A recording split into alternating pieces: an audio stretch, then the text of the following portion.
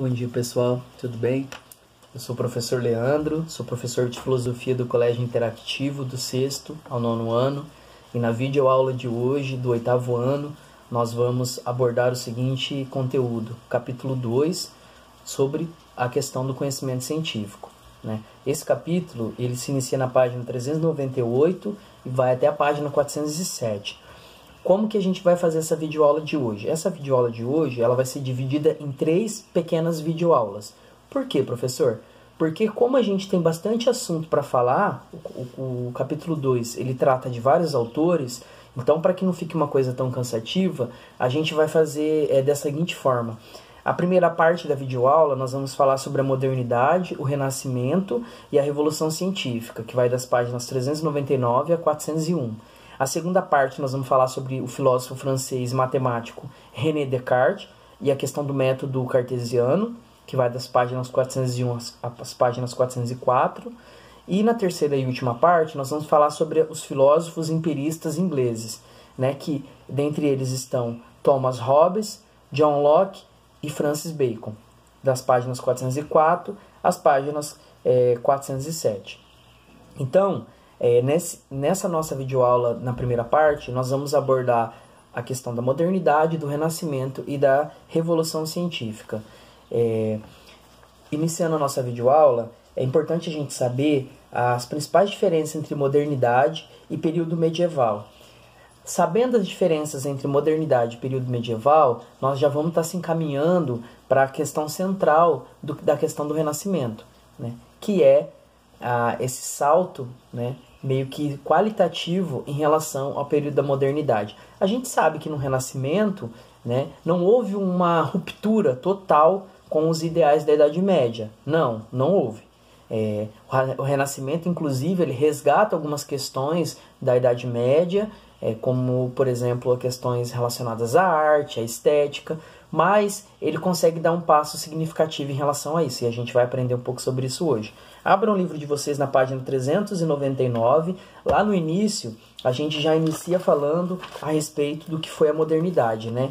Antes de qualquer coisa, para a gente poder compreender o que foi a modernidade, o livro ele já começa dizendo para a gente que a filosofia moderna, antes de tudo, ela se desenvolveu no período entre os séculos XV e XVI, né? E durante esse tempo aconteceram algumas transformações que foram extremamente importantes para o estabelecimento da filosofia moderna, que foi, né, o surgimento da burguesia, a revolução comercial, o desenvolvimento do capitalismo, a reforma protestante e, sobretudo, as grandes navegações que acabaram proporcionando a descoberta do mundo novo. Ou seja, as navegações elas possibilitaram que o mundo pudesse ser descoberto por uma perspectiva que até aquele momento da Idade Média não era possível, né? Você tinha um mundo totalmente limitado, onde as relações comerciais elas eram muito frágeis, onde o capitalismo estava começando a surgir, onde a questão da divisão, da divisão social do trabalho ainda começava a engatinhar, né, com as primeiras revoluções que aconteceram, e a modernidade ela estava começando a ter os seus primeiros respiros, a ter o seu primeiro fôlego de vida, né? Então, nesse momento, a gente tem esses grandes eventos, né, como eventos muito importantes para a história da modernidade, mas, sobretudo, é importante que a gente destaque que a modernidade ela é marcada por 3 modos de pensamento, né? O antropocentrismo, o racionalismo e o saber ativo. Professor, o que significa essas palavras, né? O antropocentrismo ele foi um pensamento em que a figura de Deus ela foi posta de lado. Vocês lembram que na Idade Média a figura de Deus era o centro das discussões, da produção do conhecimento, da produção intelectual, né? Então, esse período na Idade Média foi conhecido como teocentrismo, ou seja, teo é uma palavra do grego que significa Deus, né? Então, Deus estava no centro, né, no período medieval. E agora, na modernidade, não. O homem, né, está no centro da produção de conhecimento. O homem está no centro das discussões filosóficas, da produção de saber. Então, nesse momento, a dúvida e a crítica ganham muita importância nesse período do antropocentrismo, porque se no período da Idade Média tudo aquilo que a igreja nos ensinava não poderia ser questionado, no momento agora em que a gente se vê diante do antropocentrismo, diante da modernidade, todas as coisas podem ser questionadas. O homem, ele pode criticar todos os saberes, todos os conhecimentos, porque a dúvida, ela nos leva a conseguir, de alguma forma, encontrar a verdade. Então, essa foi a principal característica do antropocentrismo. Por outro lado, o racionalismo, né, ele se opõe à fé. E o indivíduo, nesse momento do pensamento racional, ele tem a capacidade, né, a possibilidade de poder comparar, de poder discernir, de poder polemizar as verdades, inclusive os dogmas religiosos, né, que, como sabemos, eles são inquestionáveis. Então, nesse momento do racionalismo, o uso da razão, o uso da lógica, o uso do discurso filosófico, ele vai possibilitar, acima de tudo, questionar as verdades da fé, né? Não para desprezá-las simplesmente, mas para poder mostrar que tudo é possível quando a gente faz uso da razão. Quando a gente faz uso da razão, a gente pode opor as verdades tradicionais da fé. E por outro lado, o terceiro grande momento, né, dentro desse período aí da modernidade é marcado pela questão do saber ativo. Professor, o que é o saber ativo? O saber ativo nada mais é do que uma oposição ao saber contemplativo. Na época da Idade Média, a gente sabia as coisas pela fé, pela religião, mas a gente não podia fazer nada. Era um saber apenas por conhecimento. E com a proposta do saber ativo, a proposta do saber ativo vai na contramão de tudo isso, no sentido de que o saber ele vai se voltar para a realidade, ou seja, com o objetivo de transformar. Nós não sabemos apenas por saber, nós sabemos para que esse conhecimento produza transformações sociais, transformações significativas, não só do ponto de vista da humanidade, mas sobretudo das suas invenções. Então, nesse momento, todos os saberes, todas as descobertas técnicas científicas, elas estão a serviço da produção do conhecimento. Elas estão a serviço da inovação, da busca por um saber que, de fato, consiga contribuir para a transformação da realidade social dessas pessoas. Mas, acima de tudo, pessoal, o que é importante a gente saber desse período é que todas as transformações que aconteceram nesse cenário durante a modernidade também afetaram a filosofia, porque a filosofia ela ganhou novas características, né? Ela não era mais serva da teologia, ela tornou-se uma disciplina autônoma e surgiram inúmeras correntes filosóficas pedindo a questão da liberdade de expressão. Com isso, a gente começa a perceber um declínio da igreja e um declínio do poder da igreja atrelado ao poder do Estado.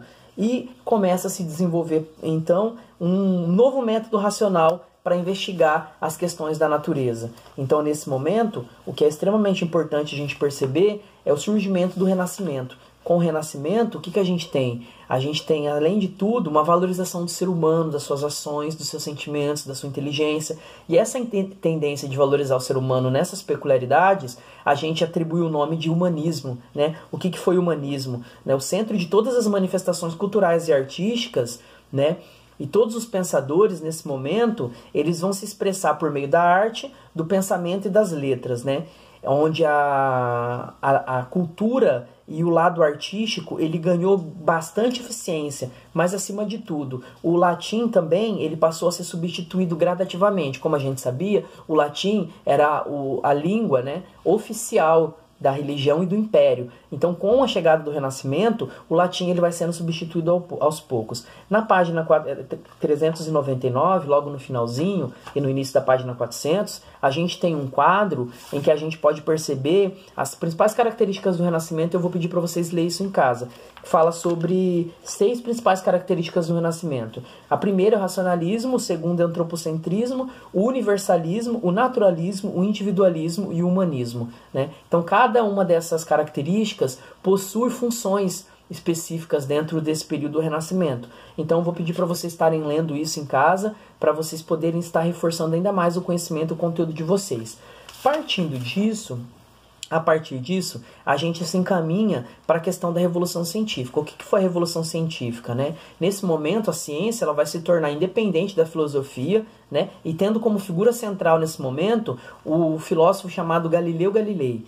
Ou seja, ele aplicou um método experimental em sua prática científica, né, vai fazer uma crítica, sobretudo ao filósofo Aristóteles, a respeito da questão do movimento dos corpos, mas o que é mais importante a gente saber aqui nesse momento é pensar que o Galileu, ele foi um autor que, com base nas suas teorias, ele defendeu a tese do Copérnico de que a Terra não era o centro do universo. Vocês lembram disso? Então Copérnico ele vai dizer o seguinte: olha, a Terra ela não é o centro do universo, o centro do universo é o Sol. Ou seja, o geocentrismo, que era a teoria defendida pelo dogma da Igreja, ele não tem mais um poder de verdade sobre a teoria científica. Por quê? Porque a gente conseguiu comprovar que o centro do universo era o Sol e não a Terra. Então, a essa teoria do Galileu, a gente dá o nome de heliocentrismo, ou seja, heliocentrismo significa o Sol é o centro do universo. E por conta disso, o Galileu ele foi, por defender essa ideia contrária à Igreja Católica, ele foi julgado e banido da igreja e teve que morar fora da sua cidade, né, numa prisão domiciliar perto da cidade de Florença, na Itália.